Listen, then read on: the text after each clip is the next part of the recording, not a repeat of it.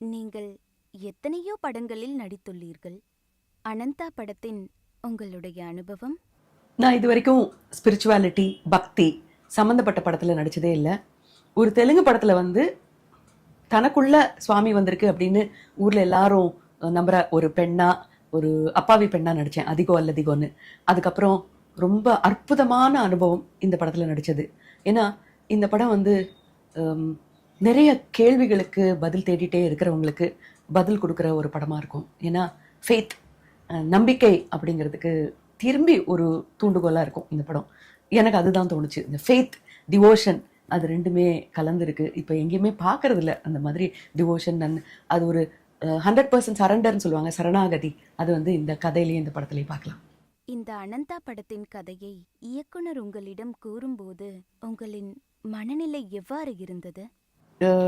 எனக்கு ரொம்ப பிடிக்கும்.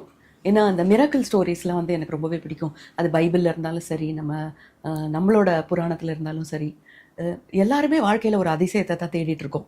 இல்லாட்டா வாழ்க்கை வந்து சுவையாகவே இருக்கிறதில்ல. அந்த அதிசயத்தை சில பேரால் தான் கொடுக்க முடியும்.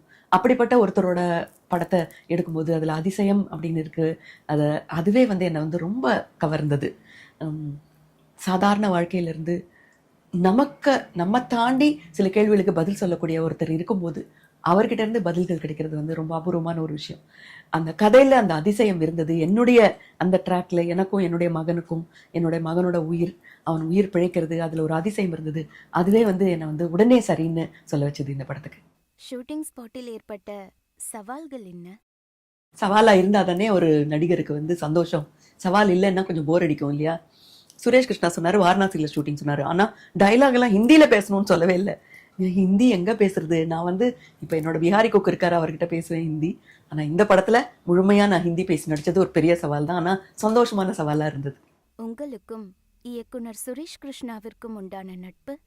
இது வந்து எனக்கு வந்து சுரேஷ் கிருஷ்ணாவோட 5வது படம். யாரும் சொன்னா நம்ப மாட்டீங்க. ஏன்னா சிந்து பைரவி, மனதில் உறுதி வேண்டும்லாம் அவர் வந்து கோ டைரக்டராக இருந்தார், அசிஸ்டன்ட் டைரக்டராக இருந்தார். அதுக்கப்புறம் இப்போ 3 படம் அவரோட டைரெக்ஷனில் நான் வந்து நடிச்சிருக்கேன். ரொம்ப சுகமான அனுபவம். அதாவது எப்படி ஒரு பக்தருக்கு வந்து குரு எப்படி கையை பிடிச்சி கூப்பிட்டு போவாரோ அந்த மாதிரி சுரேஷ் கிருஷ்ணா நம்ம கையை பிடிச்சி கூட்டிகிட்டு போவார்.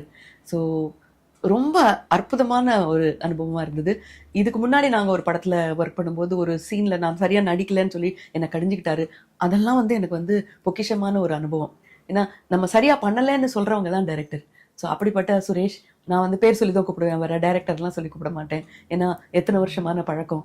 ஸோ இத்தனை வருஷம் அவர் படத்தில் நடிக்கலையே அப்படிங்கிற அந்த ஏக்கம், ஆதங்கம் எல்லாமே இவர் கூட இந்த படத்தில் நடிக்கும்போது எனக்கு தீர்ந்துடுச்சு அப்படின்னு தான் சொல்லணும். ஷூட்டிங் ஸ்பாட்டில் ஏற்பட்ட இன்ட்ரெஸ்டிங்கான மொமெண்ட்? முதல்லயே சொல்லிட்டாரு, சென்னையில் சில நாள் ஷூட்டிங் இருக்கும், ஆனால் நீங்கள் வந்து காசிக்கு வரணும் அப்படின்னு. என் வாழ்க்கையிலேயே அந்த பக்கெட் லிஸ்ட்டுன்னு ஒன்று இருப்பாங்க, அதில் காசிங்கிறது ஒன்றும் உள்ளேயே வரல. நான் இன்னும் ஆக்ராவை பார்க்கல, தாஜ்மஹலுக்கு, அதுக்கும் சுரேஷ் தான் கூப்பிட்டு போவார்னு நினைக்கிறேன்.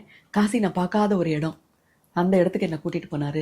அந்த இடத்துல இருந்த ஒரு வைப், அதில் இருந்த ஒரு பாசிட்டிவிட்டி எல்லாமே ஒரு உயர்ந்த அனுபவமாக இருந்தது எனக்கு.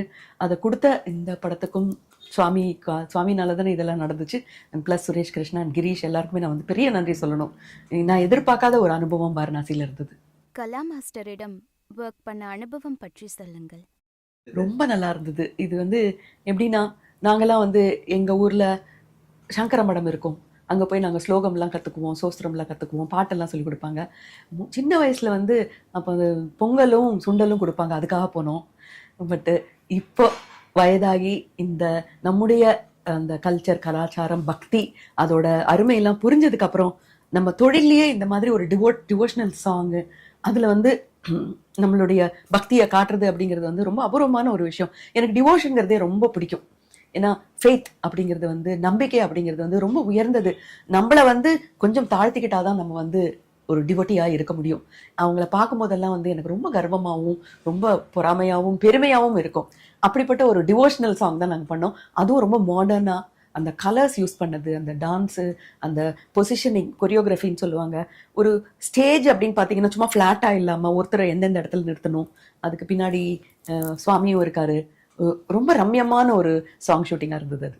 இந்த படத்தில் நடிப்பது மூலம் சத்ய சாய்பாபா பற்றி உங்கள் புரிதல் என்ன? நான் 2 தடவை சுவாமி அவரை பார்த்துருக்கேன். ஒரு தடவை கொடைக்கானல்ல சந்திச்சிருக்கேன். நெஞ்சத்தை கில்லாத ஷூட்டிங் அப்போ எங்கள் ஷூட்டிங் நடந்துட்டு இருக்கும்போது அவர் காரில் போயிட்டு இருந்தாரு. நிறுத்தி எங்களை பார்த்துட்டு போனார். அப்போவே எங்களோட ப்ரொடியூசர் சொன்னார், இது வந்து பெரிய ஆசீர்வாதம் மாதிரி இருக்குது. நான் வந்து சொல்கிறது வந்து 1980 கொடைக்கானலில் ஷூட்டிங்கில் அவர் கார் நிறுத்தி ஒரு நிமிஷம் நிறுத்தி பார்த்துட்டு போனார். அங்கே பின்னாடி அவங்களோட ஆசிரமம் இருக்குது. அங்கே போகிற வழியில் எங்களோட ஷூட்டிங் நடந்துட்டு இருந்தது. அந்த ஒரு தடவை பார்த்தேன். அதுக்கப்புறம் என்னோட க்ளோஸ் ஃப்ரெண்டு அவங்களோட கல்யாணத்துக்கு சுவாமி வந்திருந்தார். பெங்களூரில் நடந்தது, கவர்னரோட மாளிகையில் நடந்தது. ஏன்னா கவர்னரோட சன்னை தான் கல்யாணம் பண்ணிக்கிட்டாங்க என்னுடைய ஃப்ரெண்டு. ஸோ அப்பவும் பார்த்தேன். அப்போ வந்து நேர பார்த்து அவரோட பேசுகிற ஒரு வாய்ப்பு வந்து எனக்கு கிடைச்சிது. ஸோ இந்த படம் பண்ணும்போது எனக்கு அந்த நினைவுகள்லாம் ரொம்ப ரம்யமான நினைவுகள்லாம் வந்தது திரும்பி. சத்ய சாய்பாபா ஒரு அதிசயமான மனிதராக, அவர் போல உங்கள் வாழ்வில் ஏதாவது அதிசயம் நிகழ்ந்ததா? நிச்சயமா. என்னை பொறுத்த வரைக்கும் அவர் செய்த மிகப்பெரிய மிரக்கல் என்னன்னா, அவருக்கு முன்னாடி இருந்த குரு எல்லாருமே வந்து அவங்க வந்து ரிலிஜன்லேயும் டிவோஷன்லேயும் பக்தியிலையும் தான் மாறினாங்க. இவர் தான் முதல்ல ஒரு ஹாஸ்பிட்டலை உருவாக்கி, இந்தியாவிலே இந்த மாதிரி ஒரு ஹாஸ்பிட்டல் கிடையாது, அதில் ட்ரீட்மெண்ட் வந்து அவங்க கொடுக்குற மாதிரி வேறு எங்கேயுமே கொடுக்க மாட்டாங்க அப்படின்லாம் சொன்னது வந்து முதல்ல கேள்விப்பட்டது நான் வந்து புட்டபர்த்தியில் தான். அதை கேட்கும் போதே எனக்கு வந்து அது ஒரு மிரக்கல் அப்படின்னு தான் தோணுச்சு. பின்னாடி வந்தவங்க எல்லாம் அதை தான் ஃபாலோ பண்ணாங்களே தவிர முதல் முறையாக பண்ணது அவர் தான், சுவாமி தான் பண்ணார். அனந்தா படம் பற்றிய உங்கள் பார்வை, அதாவது உங்கள் பார்வையாளரிடம் எவ்வாறு சொல்ல வேண்டும்? இந்த ஜெனரேஷனுக்கு இன்னைக்கு 2025 வந்து இந்த மாதிரி படம் வந்து நிச்சயமா வேணும். ஏன்னா ஒரு பிடிப்பு இல்லாமல் எங்கெங்கேயோ அப்படியே போயிட்டு இருக்கோம். நம்ம வந்து சோஷியல் மீடியா அது இது, அதுக்கப்புறம் அமெரிக்காவை நம்பி இருக்கோம், சைனாவை நம்பி இருக்கோம். சைனாவில் பிரச்சனை இருந்தால் நமக்கு பிரச்சனையாக இருக்குது, ரஷ்யாவில் ஒரு வார் இருந்தால் நமக்கு பிரச்சனையாக இருக்குது. யார் மேலே நம்பிக்கை வைக்கணும் அப்படின்னு தேடிட்டு இருக்கோம். ஏன்னா எல்லாருக்குமே ஒரு மாஸ்டர் வேணும். எவ்வளோதான் திறமை இருந்தாலும், எவ்வளோதான் புத்திசாலியாக இருந்தாலும், எவ்வளோ கர்வமாக இருக்கிறவங்க கூட ஒரு மாஸ்டர் கிட்ட அந்த சரண்டர் ஆகிறது, அதுதான் வந்து ஒரு முழுமையான மனிதனோட குணம் அப்படின்னு சொல்லுவாங்க.